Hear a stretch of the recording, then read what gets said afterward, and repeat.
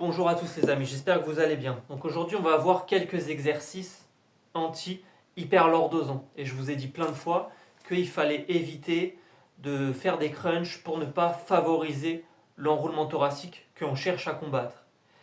Et en fait, quand il y a une hyperlordose lombaire, c'est une exception. C'est-à-dire qu'il ne va pas y avoir le choix que de faire ces enroulements. Mais il va falloir les faire de manière contrôlée. Et c'est ce que je vais vous apprendre à faire. Donc on va quand même dire que une hyperlordose lombaire, en fait, elle peut favoriser l'apparition d'un syndrome de la charnière thoracolombaire. Et je vous ai dit, ce n'est qu'une zone de transition, d'accord? Et que c'est un syndrome qui est lié à une irritation mécanique des racines nerveuses, T12 ou L1, T12L1, mais qui peut en fait trouver sa source aussi au niveau de T11 ou L2 ou T12 ou L1, comme on l'a dit. Et en fait, ça fait des irradiations, donc des douleurs projetées à distance, c'est ça, c'est le principe d'une irradiation, vers la fesse, vers l'aine, la hanche ou la paroi abdominale. Et donc c'est une pathologie qui a été décrite en 1974 par Robert Meigne.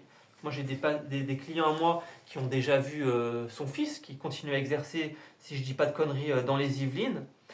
Et donc la cause principale de ce syndrome, ça reste une dysfonction mécanique des articulations intervertébrales. Et en fait, c'est qu'il y a une instabilité accrue de cette zone de transition de base parce que les dernières côtes ne sont pas reliées au sternum.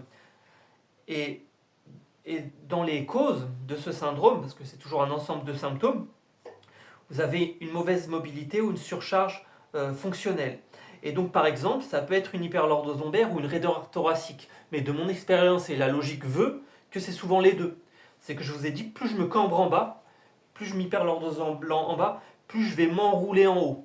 Et plus je vais m'enrouler en haut, plus je vais me cambrer en bas. Parce que j'ai une interrelation entre la hanche et l'épaule et entre l'épaule et le cou. Et qu'on a de la transmission de force entre le haut et le bas du corps. Et que ce qui va faire cette transmission de force, c'est la sacro-iliaque, la sangle abdominale et le grand dorsal.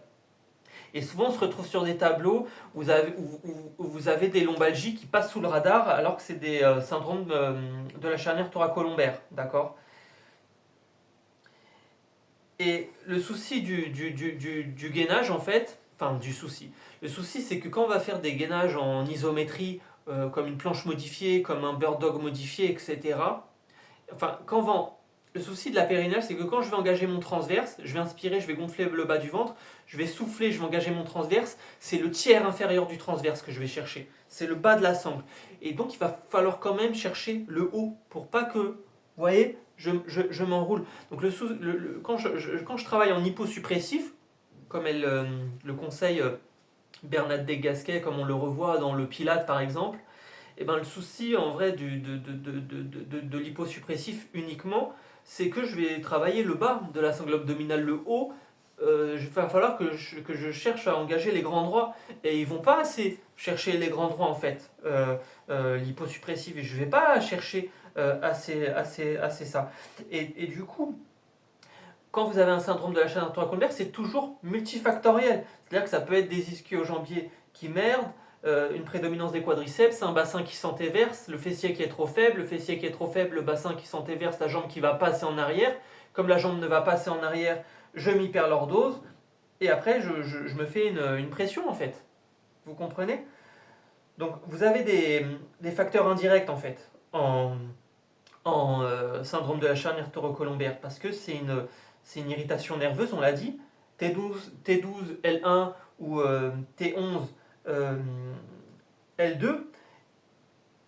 Et ces facteurs indirects, si tu veux, au niveau musculaire, ces déséquilibres musculaires vont faire justement un déséquilibre postural qui va faire une surcharge mécanique, qui va provoquer ce symptôme, ce syndrome. Et donc il va falloir renforcer la sangle abdominale, travailler la mobilité thoracique et lombaire, corriger la posture et faire des automassages et des étirements pour en tout cas gérer la pression. D'accord? Donc je vais vous montrer un gainage modifié qui est déjà modifié et que j'ai remodifié par-dessus pour justement l'hyperlordose lombaire avec en prenant en compte en plus s'il y avait une sacro-iliaque instable et s'il y avait un syndrome de la charnière thoracolombaire. Donc c'est vraiment un exercice qui permet de neutraliser une partie de cette lordose lombaire. Donc, ça s'appelle le tabletop, le fait de mettre les genoux à 90 degrés en crunch, c'est ce que je vais vous montrer. Et ça va diminuer la traction des fléchisseurs de hanche, le fait de mettre les genoux, les genoux à 90 degrés en tabletop, d'accord. Ça va réduire cette traction psoas iliopsoas qui accentue l'hyperlordose parce que je vous ai dit le psoas il est lordosant et délordosant. Le psoas il soutient le rachis lombaire, c'est le seul muscle qui relie les jambes et le dos, d'accord.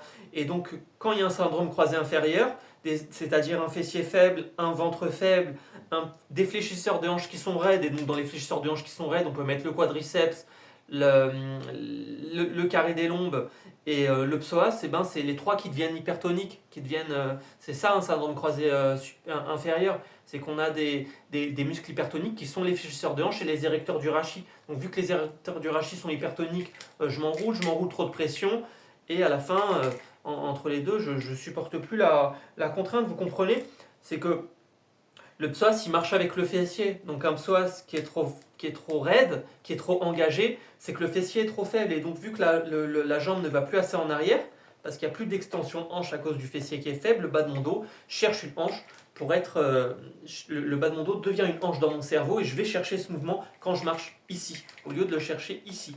Donc quand je fais plus ça, quand je mets plus ma jambe en arrière, c'est le bas de mon dos qui va chercher ce mouvement d'extension de hanche. Et qu'est-ce qui va se passer? Je vais m'enrouler. Et là, syndrome de la chaîne thoracolombaire. Tu comprends? Et donc, je vais me raidir. C'est qu'un bassin qui est instable, on l'a dit, c'est une pubalgie. Un rachis lombaire qui est instable, on l'a dit que comme il est connecté au bassin, c'est une pubalgie. Tu comprends? Parce que une pubalgie, c'est une hanche qui devient raide, une hanche qui devient instable, un pubis qui devient instable, et je perds ce qu'on appelle le verrouillage pubien, parce que j'ai une chaîne musculaire, adducteur oblique, qui verrouille le bassin pour que le bassin ne bouge pas quand je marche. Et un bassin qui bouge trop, qui est instable, c'est un rachis lombaire qui est instable. Et un rachis lombaire qui est instable, ça finit par provoquer une perte de mobilité thoracique, une cage thoracique qui est trop rigide, et donc une perte d'extension thoracique. C'est que je commence par ne plus pouvoir mettre ma jambe en arrière, puis je finis par ne plus pencher mon thorax en arrière. Et là, zone de contrainte maximale. Et je me tape un putain de syndrome de la charnière thoracolombaire. Mais le souci, c'est que les ponts fessiers vont mettre trop de pression. Pourtant, tu vois, le souci des ponts fessiers, c'est que ça va mettre trop de pression et ça risque de faire de l'hyperlordose, de faire de l'hyperextension. Tu vois, c'est pour ça que c'est ce que j'avais tenté de vous montrer. Mais là, c'est encore plus préventif, d'accord? Et donc, il va falloir réduire l'hyperlordose lombaire pour mettre moins de contraintes sur cette charnière thoracolombaire. Donc, par exemple, le kickback debout ou contracter le fessier en flash, d'accord? Engager le périnée et le transverse, les dissocier puis les mettre ensemble, par exemple à plat ventre. Donc pour récupérer ce qu'on appelle l'ajustement postural anticipateur, transverse qui est synergique avec le périnée et le multifit. Une fois que c'est intégré, c'est intégré. Et puis après ça, je l'automatise dans tous mes gainages, bird dog, etc. Mais je vais vous montrer qu'il va falloir faire le dead bug en fait est mieux. C'est-à-dire que là, le tabletop que je vais vous montrer, le crunch que je vais vous montrer, c'est en réalité un dead bug qui est modifié. D'accord? Donc, d'une manière générale, en prérequis, de toute façon, il va falloir réengager le transversé et le périnée, les recoordonner, les automatiser à nouveau. Il va falloir remettre des bonnes coactivations entre le quadri et les ischios, parce que si ça déstabilise le bassin, ça déstabilise le rachis lombaire, et donc il va continuer à être instable, et donc je vais continuer à m'enrouler là-haut. Ce que j'ai pas dans le ventre, je vais le payer dans les dorsaux, ça va monter.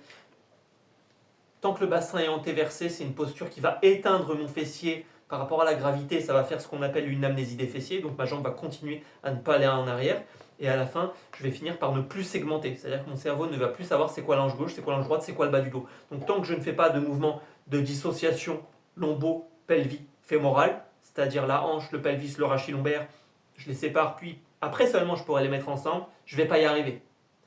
Et donc à la fin, je vais perdre la conscience de ma lordose lombaire. Et comme je vais perdre la conscience de ma lordose lombaire, je ne vais plus réussir à me spatialiser parce que ma posture va être déformée et que je ne vais plus pouvoir être aligné. Je vais perdre ce qu'on appelle mon contrôle postural. Et du coup, je ne vais pas pouvoir récupérer ce contrôle postural tant que je ne travaille pas mon cerveau et que je n'aide pas de certains repères. Comme je vous ai dit, un miroir, un mur ou un tapis au sol pour garder mon alignement.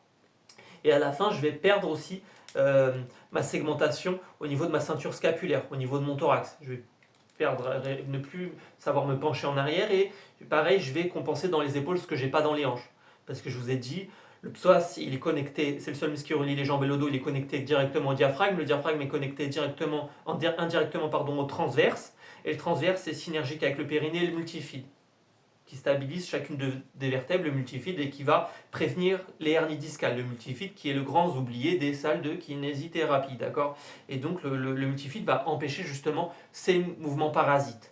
Et pour pouvoir recruter ce multifide, il va falloir vraiment avoir un transverse d'équerre. Et je vous ai dit, le souci de l'hyposuppressif, en fait, c'est que je vais chercher le bas de mon ventre, principalement. Mais comment je fais pour aller chercher les grands droits sans m'hyperlordoser et sans faire cette hyperextension qui fait que je me fais toujours mal en gainage et en pont fessier.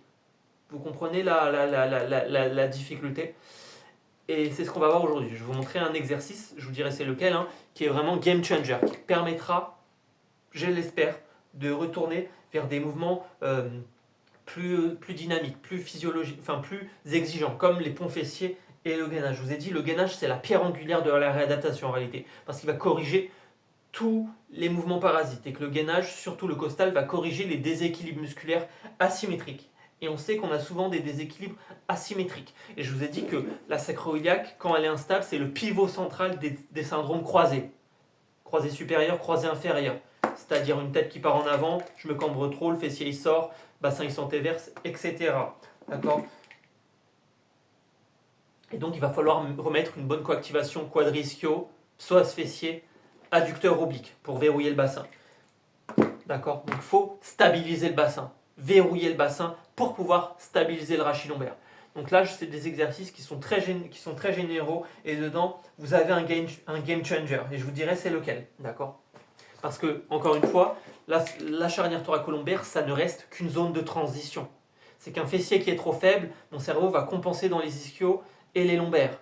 Et que quand il y a une lombalgie chronique, le cerveau a l'impression que je tombe en arrière. Et donc, il se relâche jamais. Et que pour réassurer le cerveau, il faut éviter justement ces irritations nerveuses. Parce que ces irritations nerveuses qu'on retrouve dans le syndrome de la charnière thoracolombaire, justement, elles vont faire des inhibitions motrices à la fin. C'est vu que ça va irradier dans mon aine, dans mon fessier, dans ma paroi abdominale ou dans ma hanche, je vais avoir une pubalgie en réalité. C'est-à-dire que si ça irradie dans le ventre, ça va me faire un retard de contraction du transverse, je vais me retrouver sur une pubalgie pariéto-abdominale, et je vous ai dit que le transverse, s'il a un retard, c'est la catastrophe parce que lui, il précontracte avant l'élévation du bras ou du pied. Et que le transverse, en gros, il a un rôle, si tu veux, de prévention de blessures, d'anticipation de blessures, que ce soit un genou, une épaule, un cou, un dos. Le transverse, c'est vraiment un gardien silencieux de la stabilité de toute ma colonne vertébrale. D'accord? Et donc, le transverse, il faut être sûr qu'il aille assez rapide, parce que la vitesse du muscle, elle change sa force. D'accord? Et ce transverse, je vais pouvoir l'avoir que si je respire en 3 dimensions. Donc c'est pour ça qu'il va falloir bosser la mobilité thoracique pour que j'évite de mettre de la mobilité thoracique, l'extension thoracique et la respiration pour éviter de mettre moins de pression dans le ventre. D'accord? Donc je vais vous montrer quelques exercices, certains que vous connaissez déjà. Donc de base, regardez, je me mets sur le dos, voilà, et regarde, j'aplatis le bas de mon dos sans écraser mes lombaires. Je cambre, je décambre, antéversion, rétroversion. J'aplatis le bas de mon dos sans écraser mes lombaires. Je le fais 2-3 minutes par jour. Juste pour que mon cerveau il se rappelle, ah, le bas de mon dos il est ici. D'accord? Si je veux dissocier ma hanche gauche et ma hanche droite, je peux faire glisser ma jambe et je la ramène. Et je la ramène. Je dis à mon cerveau, c'est la hanche gauche, c'est la hanche droite, c'est la hanche gauche, c'est la hanche droite. Et je dissocie, je segmente, je travaille ma commande. Je fais la même chose là-haut, regarde, je mets mes bras comme ça. J'aplatis le bas de mon dos sans écraser pour protéger mes lombaires. Je mets mes bras en W et je monte. Et je fais comme un Y. Et le but, c'est que mes coudes et mes mains touchent le sol. Et j'essaye de garder l'alignement. Tu vois? Et donc, si vous essayez pas d'aller le plus loin possible. Il ne faut pas que ça tire. Vous allez doucement. Vous allez gagner une amplitude au fil des semaines. Pour rentrer un peu le menton. Hop. Tu comprends? Et là, ça m'aide à rester aligné. Ça s'appelle un wall slide. Et celui-là, il est au sol. D'habitude, il se fait assis, celui-là, sur un Swiss ball ou debout. Mais moi, je vous le montre au sol pour éviter cette compression verticale de la gravité. Et éviter justement les douleurs. D'accord? Après, ce que vous faites, c'est que vous pouvez rapprocher vos deux jambes comme ça. Et vous soufflez. Là, vous combattez l'hyperlordose lombaire. Vous assouplissez tout ça. Vous soufflez. Vous faites 1 minute. Tous les soirs, vous pouvez le faire. Vous pouvez faire comme ça aussi, posture du bébé heureux, j'ouvre mes hanches et je souffle 3 fois. D'accord? Tout le monde a compris? Voilà. Bon, après, bien sûr, je peux faire du contracté relâché du psoas si j'ai besoin de le désengager. Le pied, il appuie, le genou, il pousse. 1, 2, 3, 4, 5 et je relâche. Le pied, il appuie opposé, le genou, il pousse. 1, 2, 3, 4, 5, 5 secondes, 10 fois par côté. Je décharge le psoas, par exemple. D'accord? Valeur sûre, je peux faire mon chat-vache. Dos rond, dos creux. Je vais tout doucement. Et j'essaie de segmenter mes vertèbres. Et je segmente. Et après, treat the needle. Hop, je fais une petite rotation. Et je reviens doucement. Et ça, je fais 10 mouvements 3 fois par exemple. Tac. Tac. Tac. Comme ça, je travaille la rotation de mon tronc. Et je remets des courbes physiologiques pour préparer un peu le terrain avant de renforcer. D'accord? Vous pouvez vous masser un peu le bas du dos, les lombaires si vous le désirez. Hein. Pour rappeler, je lève un peu le bassin. Voilà. Je plie une des deux jambes si je veux. Hop, et puis là, je peux masser un peu mes carinaisons. Je fais un côté, puis l'autre. Regarde, je plie mes jambes pour mettre moins de pression dans mon dos. Et je peux faire le haut de mon dos. Je lève mon bassin pour ne pas partir en hyperlordose lombaire. Je croise mes bras si je veux et je souffle. Et là, je casse cet enroulement thoracique. Et je lève mon bassin pour ne pas me faire mal. Et je souffle. Hop. Hop. Et je lève bien mon bassin, vous voyez. Hop. Et je souffle. Ça, c'est pas pour tout le monde. Vous le faites que si vous le sentez, d'accord? Il est un peu exigeant, d'accord? Et là, on arrive au game changer. J'espère que vous êtes toujours avec moi. Je prends mon petit ballon. Donc celui-là, je l'ai modifié. Hein. C'est un truc que vous verrez nulle part. C'est-à-dire que je l'ai pris, je l'ai modifié, il existait. J'ai fait un mix de deux exercices en fait. Hein. Il est simple, mais il faut réfléchir à ce que vous faites. Pourquoi vous le faites? Donc, je mets mon bassin comme ça. J'aplatis mes lombaires sans les écraser. Je plie mes deux jambes. Je mets mon ballon. Je le maintiens entre mes genoux. Je mets mes bras comme ça, vous voyez. Donc j'aplatis mes lombaires, j'écrase pas. Je rentre mon menton doucement, j'inspire. Je gonfle le bas de mon ventre, je souffle. Pendant que je souffle, je maintiens, j'engage le périnée transverse, je maintiens les deux. Je continue à les maintenir et après je lève mon tronc et mes jambes. Je lève pas mon tronc et mes jambes tant que je maintiens pas cet engagement préalable du périnée et du transverse. C'est capital, d'accord. J'inspire, je souffle, périnée transverse, je maintiens. Je lève et je fais des mini crunch. Hop, hop, hop, hop, hop, hop, hop, hop, hop, hop, hop, hop. Et vous faites 10 mouvements et vous faites 3 séries par exemple. Et le fait de mettre mes genoux comme ça, je neutralise ma lordose lombaire, une partie de ma lordose lombaire. Et si vous le faites sans ballon, le souci c'est que je ne vais pas verrouiller mon bassin. Et que s'il est instable, même si ça ne se voit pas, la sacroiliaque elle risque de ramasser dans sa gueule.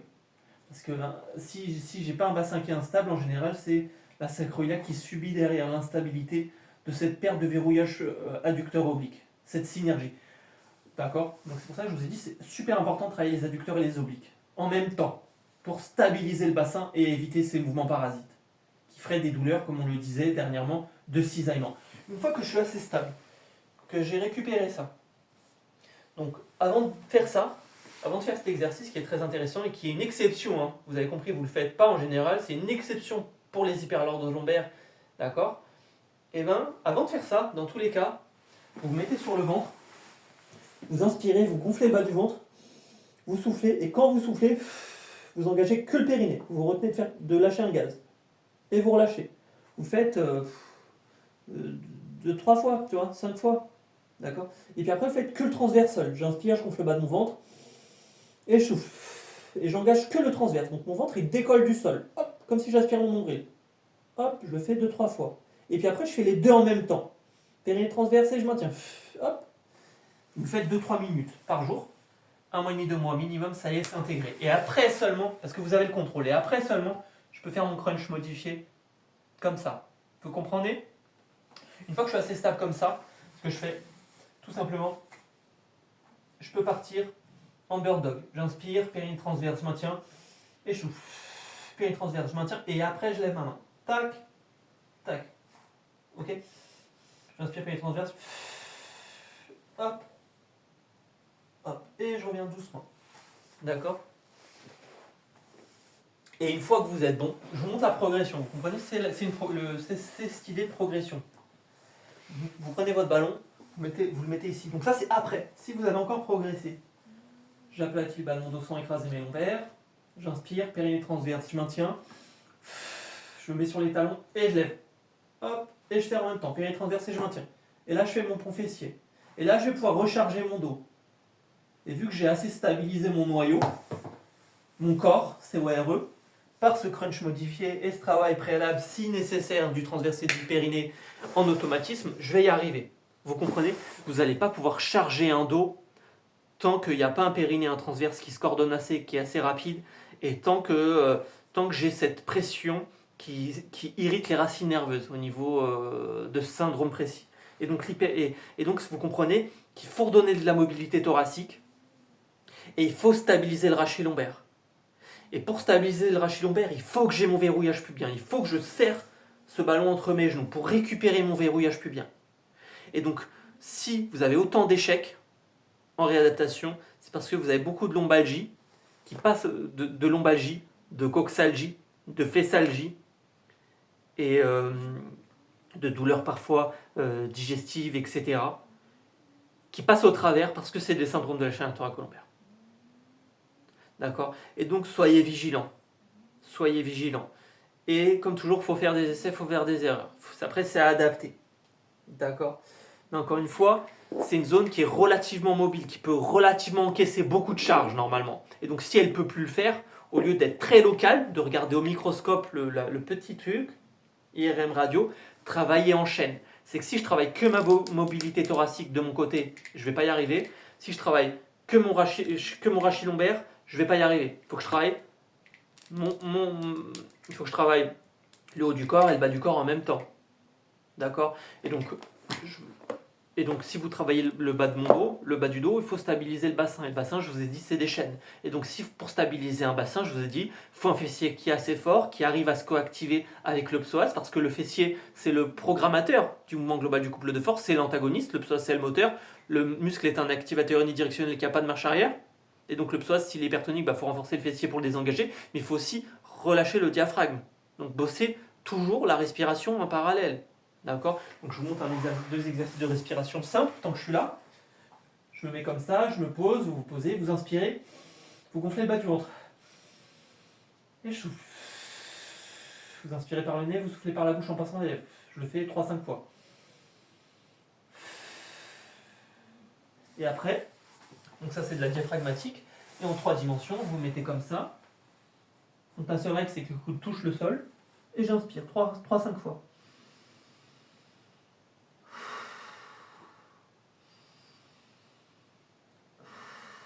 Et vous inspirez sans forcer. Et là, vous allez chercher dans le thorax et les côtes de derrière, les côtes postérieures. Donc vous comprenez un peu l'idée.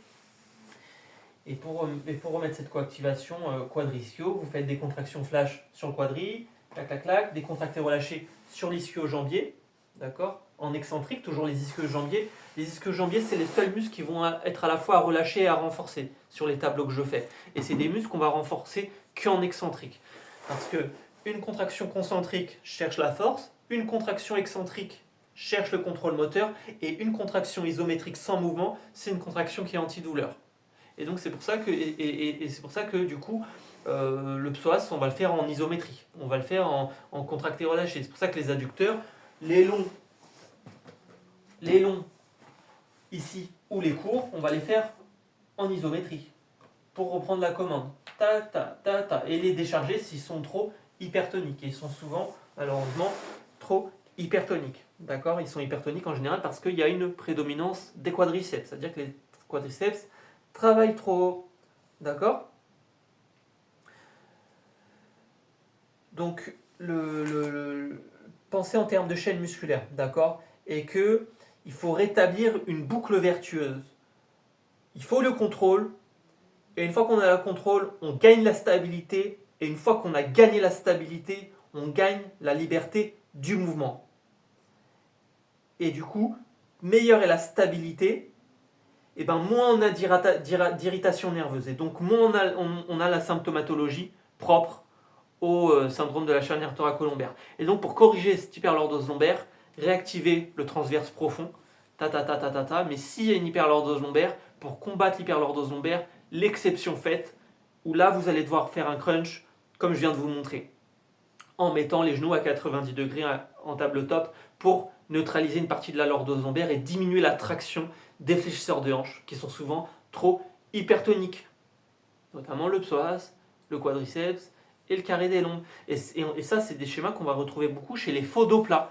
Et le faux dos plat, je vous ai dit, c'est le caméléon du rachis. C'est un dos qui est visuellement droit, mais qui en réalité ne l'est pas. Il est masqué, si tu veux, par une fixation au niveau thoracique. C'est qu'il y a comme une syphose majorée qui est figée, et vu que le bassin est antéversé, ça fait un rehaussement artificiel et le dos a l'air droit, mais il n'est pas droit. C'est trompeur. Et ça, c'est un truc que vous allez avoir chez les sportifs ou chez les sédentaires. Dans tous les deux cas, ils sont mal équilibrés. D'accord. Ok les amis. Donc je vous souhaite bon courage, j'espère que ça va vous aider. Et donc vous avez compris la logique. Renforcer le ventre, renforcer le fessier. Donc crunch modifié, bird dog modifié, planche modifiée, ce qu'on veut, travailler la coordination, la stabilité. Et pont fessier, toujours en serrant un ballon entre vos genoux, que ce soit pour le crunch modifié ou le pont fessier, pour vraiment stabiliser le bassin et stabiliser le rachis lombaire. Vous comprenez que vous allez réussir à stabiliser le rachis lombaire que quand vous allez réussir à stabiliser le bassin. Mais pour ça, il faut surtout que vous ayez un ventre assez fort. Comme je le disais tout à l'heure à une amie à moi, un ventre faible, je vais le payer dans mes jambes. Un ventre qui est faible, je vais le payer, je vais perdre mes jambes. Si mon ventre, je vais perdre ma stabilité dans mes jambes. Donc au lieu de regarder le petit pied dans le petit microscope, à moins d'être des tables ou des meubles, d'accord, on n'a jamais vu encore de chat ou de chien avec des semelles, et ben bossez le putain de ventre. Le centre de l'équilibrement en termes de gravité, il est au-dessus du nombril. Et donc vous partez de là, et après vous regardez autour. Parce que ça fait un centre de gravité qui est trop en avant. Si le fait que le bassin est antéversé, j'ai ce qu'on appelle un déjettement antérieur, je vais le payer dans la stabilité de ma colonne vertébrale. Il ne faut pas que je parte comme ça, il faut que je sois aligné. Et donc, il faut renforcer mon ventre pour pas que je m'effondre. D'accord ? Donc j'espère que c'est clair les amis, et que ça va vous servir surtout. Je vous fais des bisous, je vous souhaite beaucoup de courage, n'hésitez pas à me consulter dans la vraie vie, évidemment, pour votre cas particulier et spécifique. Et je vous dis à très vite. Gros bisous les amis, à bientôt. Bons exercices surtout.